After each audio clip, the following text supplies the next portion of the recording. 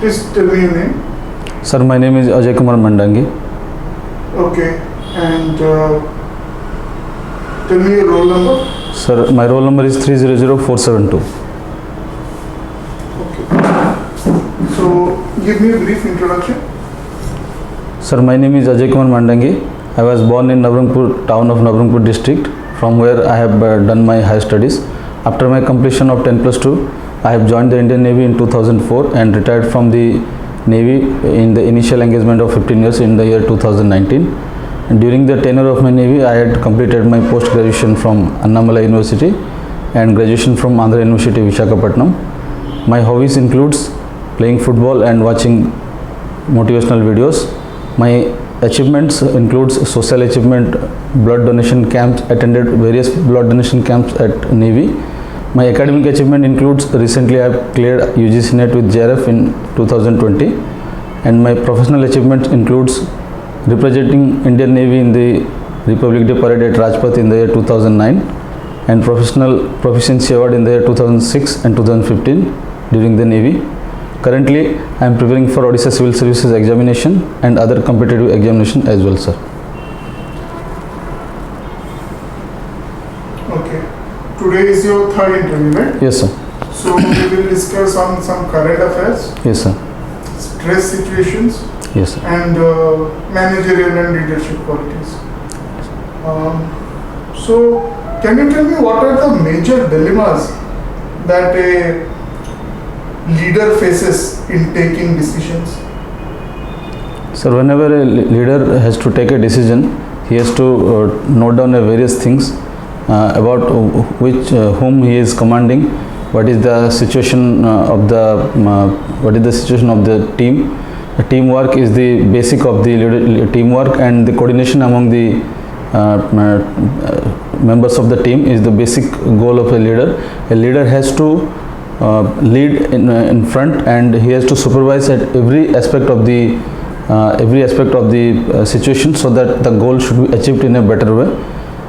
In this scenario, sir, the leader has a very important role to achieve a success or achieve a goal. Okay. So, what are the major qualities that an administrative officer should have? Sir, honesty, commitment towards his duty, responsibility, and patience is the core of a administrator to do his job betterly, sir.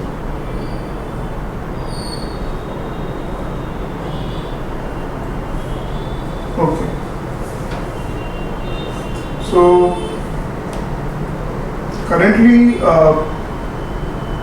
India has conducted some naval exercises with some countries Yes, within sir. the last 1 or 2 months, Yes, sir. which China is not very pleased with. Can you tell me? Yes, sir. Recently, India has conducted the Malabar exercise in the North Pacific in the US coast, where Australia, Japan, India, and USA has participated, and it is the Quad. It is basically Malabar exercise was earlier it was India, Japan, and USA, but recent time it has been included Australia, and it is looking as the Quad naval exercises. China is not pleased about this exercise because Quad is enlarging its impact in the South China Sea, and it is China is looking it as a threat towards his naval dominance in the South China Sea, sir. In the South China Sea, has the Indian Navy recently had an exercise? Yes, sir. Indian Navy has deployed INS Shivalik, a frigate of Indian Navy, for 3 months. It is called as the offshore deployment, where it is exercising with various navies of ASEAN like Vietnam, Indonesia, and it will join. It had joined with Malabar, and after returning that, India is planning a Quad plus UK naval exercise will be conducted in the month of October 12 to 24 in South China Sea, sir. Okay. Are we going to gain anything from it? Yes, sir.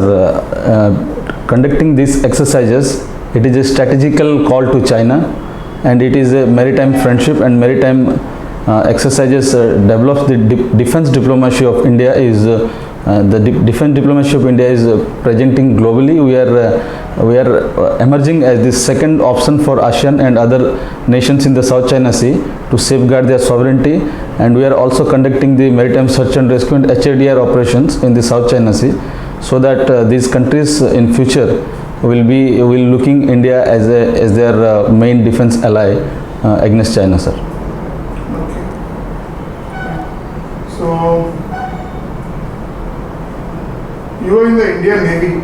So can you tell me what was the role of Indian Navy in the Indian peacekeeping force mission in Sri Lanka?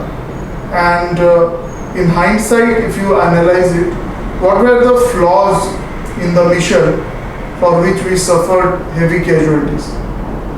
Sir, India has participated in the Indian peacekeeping missions in Sri Lanka. INS Magar and other ships were participated there. As the directives by the Ministry of Defence, India has participated that.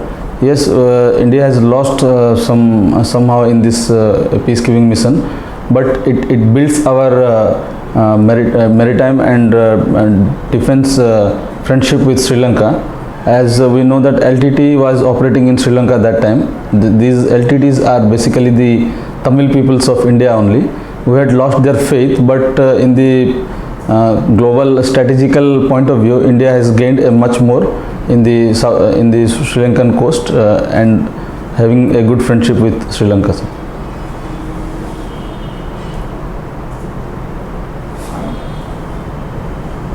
Okay. So now going to some other parts. Tell me about role of Indian Navy in the African seas. Sir, in the recent times, China has dominated its naval influence and military and economical influence in Africa. They have deep-rooted in Africa, but India has started in recent times, last year and 2 to 3 years back, we had conducted various exercises with South Africa, and presently we are exercising with Sudan Navy. INS Tabar is in deployment towards African continent, and it is planning to conduct various exercises. And last week we had conducted with Sudan Navy, and we are also presenting our presence in Africa, and the same which we are doing in South China Sea. The neighboring countries like Seychelles, South Africa, and other countries which are under the Sagar initiative of India, we are providing them with defense help and other search and rescue and HADR operations in Africa. We are just started, but we are hoping that in 2 to 3 years we will gain a good momentum in Africa, and Indian Navy will be a second option for the African nation also to safeguard their maritime interest and other aspects in the African seas also, sir. Okay. So what is India's position with respect to the Afghan crisis now? Is India, many countries are of different part. They are in a way now they have started like supporting the Taliban. What is India's position, and what should be our stance in this? Should we recognize that comment? Sir, Afghanistan is the gateway to Central Asia and Persian Gulf, and India is always denying to acknowledge any government where the terrorist has acquired that government. Similar case goes to Taliban. Taliban is not a democratic elected government. India's basic core is India is acknowledging the democracy all over the world. In the present scenario, India is not recognizing Taliban government, but it is closely watching their actions. Basically, India is worried about the presence of Pakistan in the government of Afghanistan and the Kashmir issue. India is a little bit cautious that the Mujahideens backed by Pakistan and Taliban can attack or can do some nonsense in Kashmir. We are very alert about that. that India is watching closely, but India is not recognized Taliban. Many countries like China, which he has already recognized her. France is denied to acknowledge, UK is denied to acknowledge, and as in the month of August, India was the president of UNSC. It has strongly condemned the terrorism, and it has openly told that India will never back up any country which is having the terrorism background. But as the geopolitical situations and geopolitical things are changed very quickly, India is hoping that if Taliban will in near future, if election will happen, and if Taliban will democratically elected, then definitely India will recognize Taliban as the Afghan government, sir. Okay. So,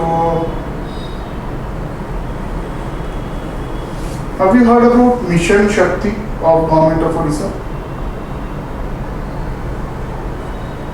Yes, sir.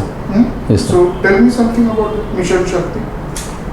Sir, Mission Shakti is the project which is empowering the self-help groups around Odisha. The self-help groups are basically the women empowering groups in the rural and urban areas, where they are Odisha government is trying to empowering them through various schemes and loans by help of NABARD also, and government is on time to time it is giving incentives for their empowerment, so that women empowerment could be achieved at a higher rate in Odisha, sir.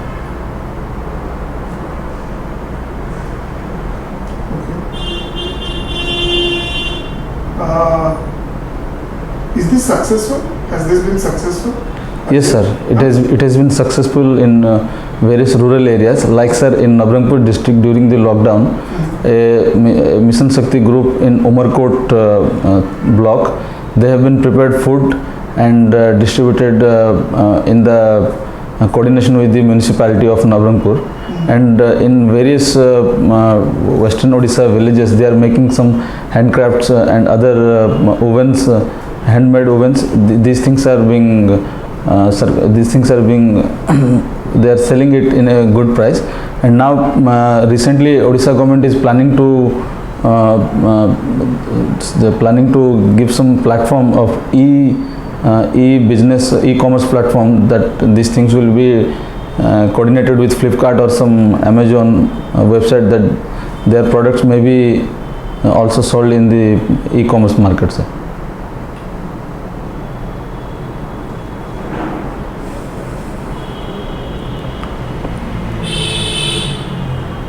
Okay.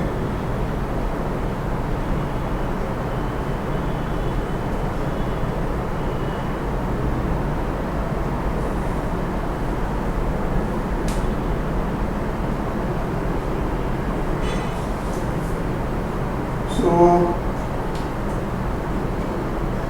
coming to some culture and other news and awards and all. So, can you tell me how many people from Odisha have got Padma Awards in 21? Sir, 6 people, sir. 6 people. Yes, sir. Okay. And anyone who got Padma Vibhushan? Yes, sir. Sudarshan Patnaik, he has got Padma Vibhushan, sir.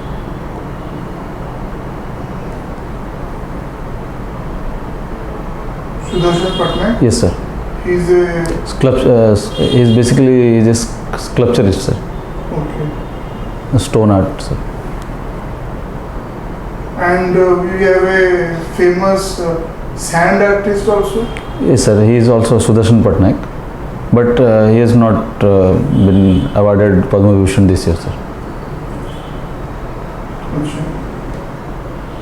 Padma Vibhushan? Yes, sir. Okay. And others who have got?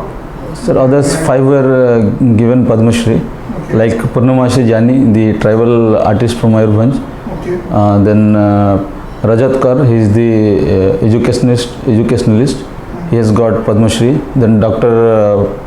Pathi from Barampur, sir, he is a he's a surgeon, sir. He has got Padma Shri, and two names I'm forgetting, sir. I'm not How recalling. many had got in 2010? Sorry, not 2010, 2020. How many people from Odisha had got it in 2020? Do you have any idea? Sir, I'm not recalling, sir. Presently, sir. Yeah, just a double, huh? 12 people had got Yes, sir. in 2020. 20. Yes. So, if I ask you, who is the most deserving person, okay, in Indian polity or nationally, okay, who has not been given the Bharat Ratna, according to you? Which is the first name that you will take and why? Sir, Sardar Vallabhbhai Patel, sir.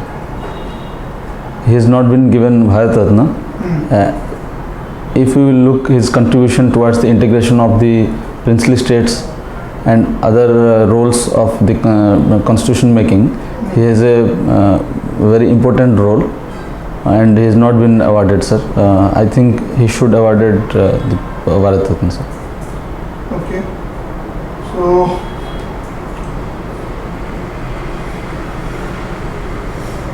can Bharat Ratna be awarded posthumously also? Yes, sir. It can be awarded. Some already- examples? Sir, already, sir, Khan Abdul Ghaffar Khan, Subhash Chandra Bose, they have been awarded posthumously, sir. Recently also? Who were the last people to be awarded? Sir, the president, the ex-president Pranab Mukherjee, Bhupen Hazarika,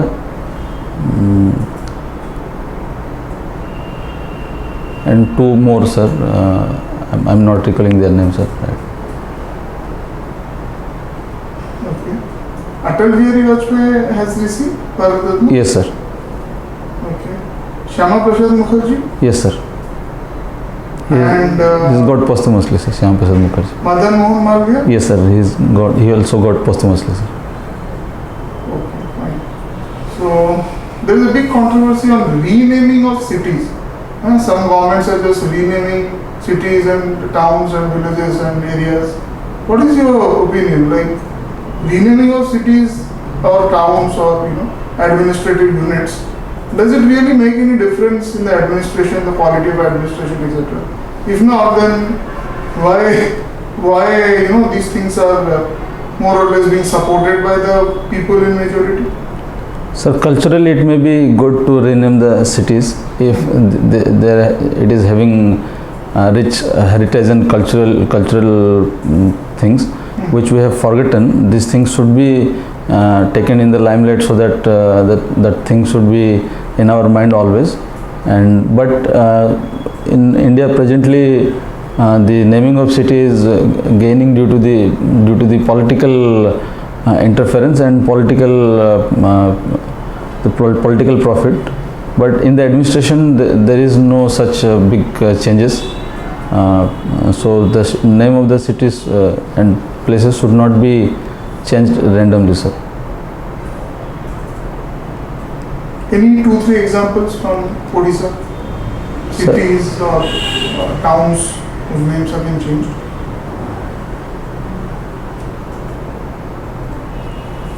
Which state is in news for maximum change of name? Sir, UP, sir. Uttar Pradesh, eh? Yes, sir. Okay.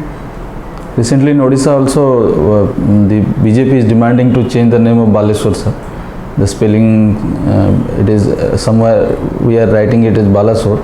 So the BJP is demanding to change the name to Baleswar.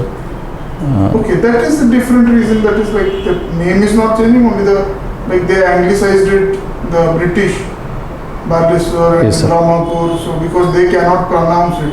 Yes, sir. Okay, in their phonetics, that is not, it would be difficult for them to pronounce, but completely changing the name.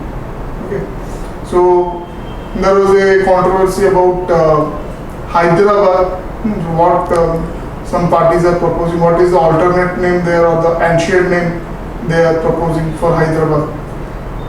Do you know that?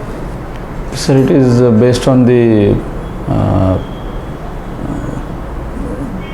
some gardens or queen's name, sir. I am not recalling, but in historical. Bhagyanagar, is it? Yes, sir. It is Bhagyanagar. She was the king of Hyderabad. Was some historical evidence tells us that he was his queen, but somehow in other historical point of view, it is not written. So this has been a political agenda of BJP and other parties. But I don't think, sir, the name should be changed to Bhagyanagar. It is quite okay with Hyderabad, sir. Okay. So, yeah, just one thing. When you say, you can just say a political party, okay? Yes, sir. Don't name any Yes, sir. person or party or organization. Sir. Okay. Either in positive or in negative. Yes, sir. So suppose you are going to praise the government programs, just the government of Odisha has done good work. Yes. Right? Yes. So generally you avoid mentioning any political parties or particular name of the person. For example, you say that Naveen Patnaik ji has done very good work. Okay. Yes, That has to be avoided because it is it's a civil service interview. Maybe they will think that you are trying to flatter them by saying something in favor. Okay, wherever there should be constructive criticism, you can also criticize the government, there is no problem. Okay, but the government, that is Yes, the sir. institution, Yes, sir. not any individual or the party. Okay, right. So, excuse me. According to you, what are the major flaws, okay, that you see in the Indian policy, Indian foreign policy, and how it can, because in the present context, flaws in Indian foreign policy, what should be done? So you can continue. Just that. Sir, Indian foreign policy is basically the model of Nehru, the Panchashil Niti. But in the recent time, we are shifting towards the Panchashil program, and in the geopolitical situation is like that. Everything is changing, and in geopolitically, the foreign policies changes according to situation. There is nothing like that black and white in geopolitical situations. Presently, we are shifting towards USA. In 1971, when we had a war with Pakistan, USSR was our ally. But in present situation, to tackle with China and to gain our supremacy in the South China Sea, and we are depending upon Quad, and where our foreign policy is basically shifted towards USA. Okay. So, excuse me. Recently, do you have any idea of a major forest fire in Odisha? Yes, sir. It is in Simlipal National Park in Mayurbhanj, sir. Okay. So, can you tell me what are the general reasons for forest fire, and if you know how this forest fire can be, number one, prevented, and number two, controlled? So basically the forest fires occurred due to the negligibility of the villagers nearer to the forests, and in summer in summer it is basically there is a high chances of forest fire. To prevent these things, we should have we should have some lookouts and some forest peoples who should take rounds of these forests where these things can be happened, and alarming situations and alarms should be raised so that we can contain the fire from the nearby villages, whatever we have the best possible way. We should not wait for fire vehicles and other things to come and lit the fire. Secondly, we should have some classes in the villages which are nearer to the forest. We should have village meetings, and we should have some seminars and classes in colleges and schools, so that we can aware the people there, and what should we do to contain. We should tell them, we should not, we are depending upon the first department, but the basic necessary things like extinguishing the fire by water and other things, we can do that, sir. Or in the major fire we can do that sprinkling system, and the halo firefighting system can be used to contain the fire. Okay. So suppose you are posted as what is your first preference of service? OS, sir. OS. Okay, so first what will be the post in which you will join? Sir, it will be OS1 JB, sir. Okay, that is the rank. Okay. Initial. Yeah, initial rank. But the post, each rank has. Yes, sir. It may be, sir, Tehsildar, it may be BDO, it may be the Undersecretary to the RDCs. Okay. It may be the Deputy Collector at Collectorate. It may be the Assistant Registrar at Revenue School at Khalikot. Okay. It may be the Assistant Registrar at ROTI, sir, Revenue Officers Training Institute. Okay. It may be the additional Undersecretary to OSSC and OPSC also, sir. Okay, okay, that is fine. So,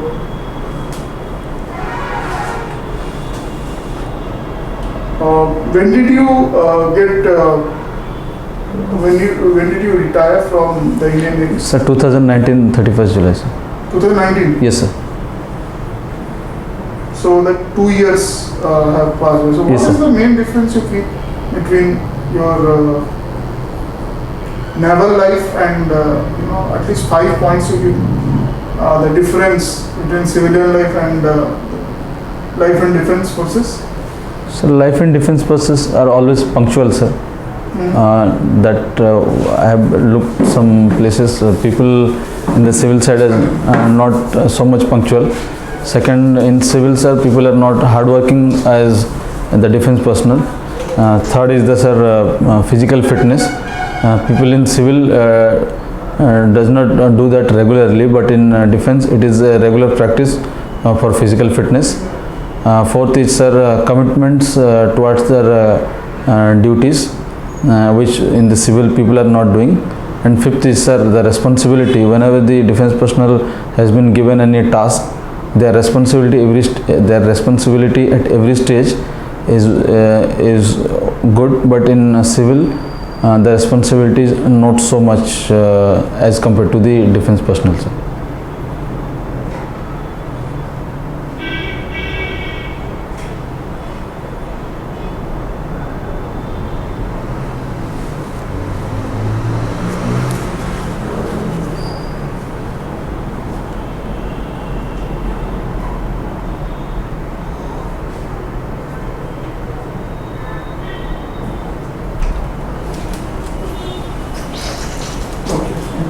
So, you remember all the capitals of the northeastern states? Yes, the sir. 7 sisters? Yes, sir. So, can you, I'll just tell the states and you just tell me the capitals. Mizoram Aizawl, and Tripura. Agartala, sir. Okay. And Nagaland. Kohima, sir. Manipur. Imphal, sir. Okay, fine. So, similarly, what is the currency of Bangladesh? Taka, sir. Okay, and Spain? Spain, sir, it is Euro, sir. South Africa? Rand, sir.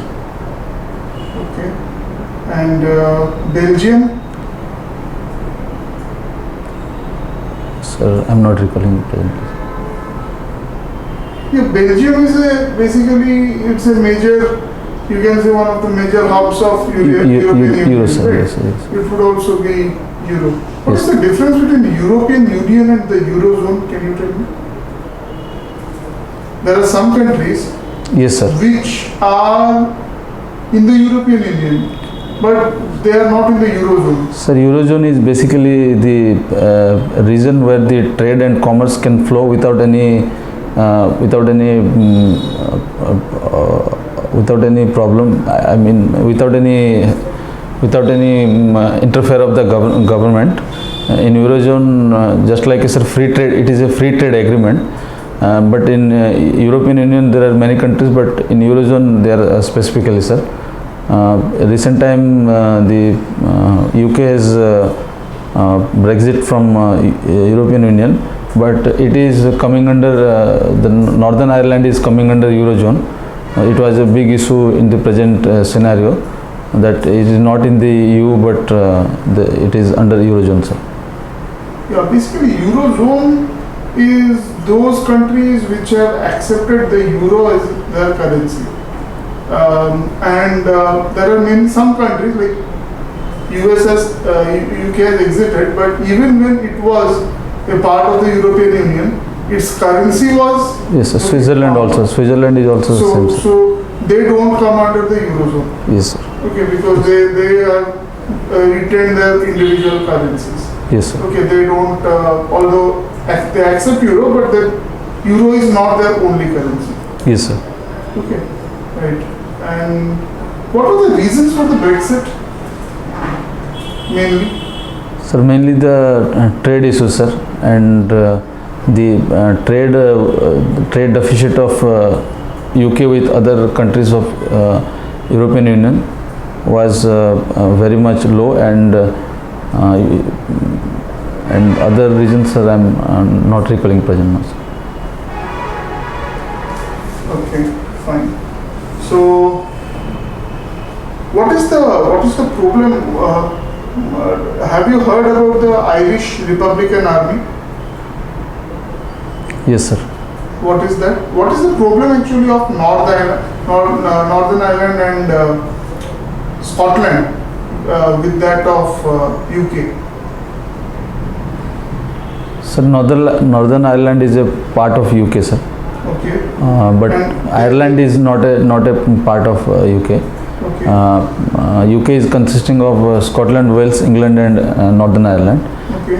But geographically, Northern Ireland and Ireland having a physical border, but Northern Ireland is not having any physical border with other countries like England, Scotland, and Wales.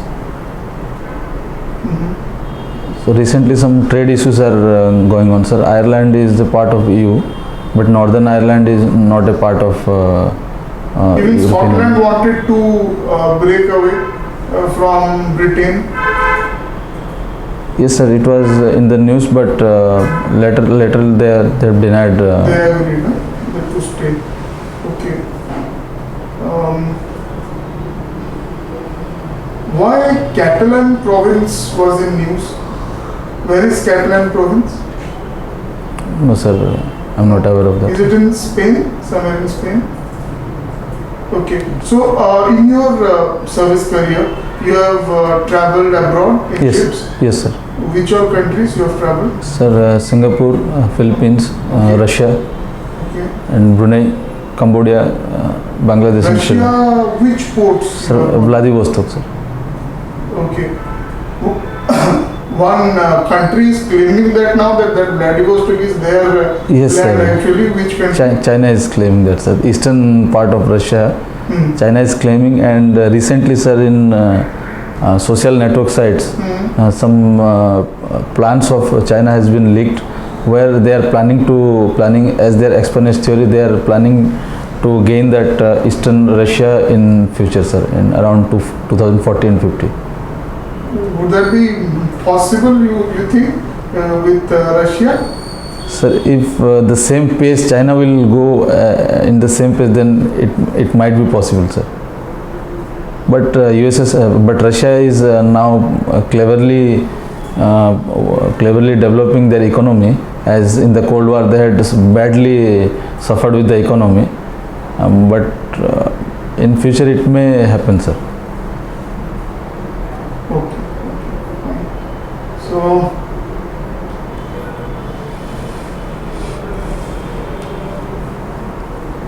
tell me something about the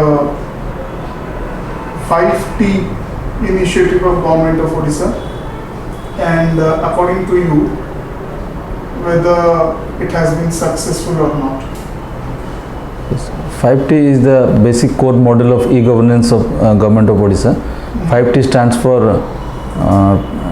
technology, transparency, teamwork, time limit, and transformation. Okay, fine. So that will be the end of the interview. Thank you. Thank you, sir.